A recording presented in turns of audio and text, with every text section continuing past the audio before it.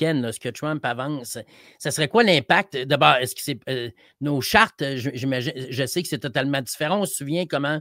Puis là c'est pas moi le spécialiste, c'est toi, mais à la fin des années 2000, 2008-2009, lorsque les banques ont été sauvées par les États-Unis ou par le gouvernement et tout ça, on sait que ce pas les mêmes niveaux de protection et tout.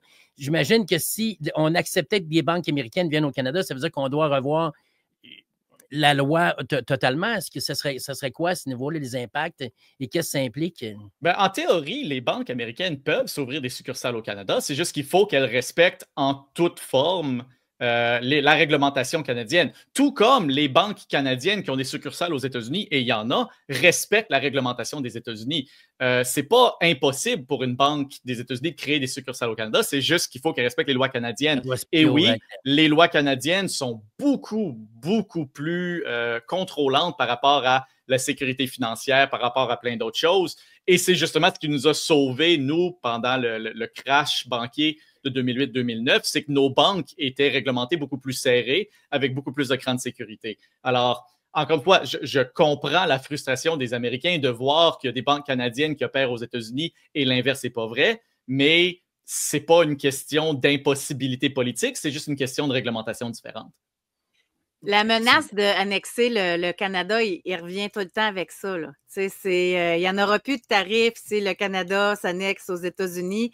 Moi, je vois ça beaucoup plus comme du bullying. C'est beaucoup plus là, comme une forme d'intimidation parce que même s'il y en a beaucoup de Québécois puis Canadiens qui aimeraient être annexés, mais avant que ça se fasse, on sera peut-être plus là de notre vivant, là, mais c'est peut-être pour pousser. C'est une façon de négocier puis d'aller boulier. Qu'est-ce que vous en pensez?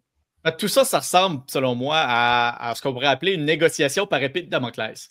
Alors, on invite quelqu'un à négocier avec nous, mais on met une belle épée qui pend par-dessus sa tête à la table de négociation. Puis cette épée-là, c'est les tarifs qui vont toujours être dans 2 semaines, dans 1 mois.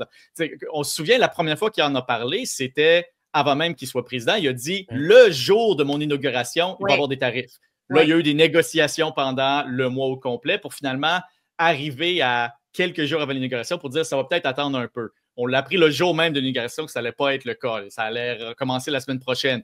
Encore des négociations un peu plus tard. Là, on signe le document pour mardi, mais on apprend il y a 1 heure, finalement, il y a une négociation. Le Mexique a 1 autre mois. Peut-être que le Canada va avoir 1 autre mois aussi.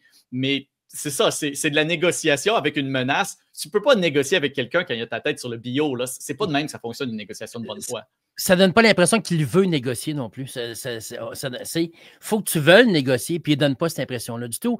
Et demain, là, il parle des banques depuis 24 heures, mais il n'en parlait pas nécessairement la semaine passée, ou du moins, ça faisait pas partie du discours actuel.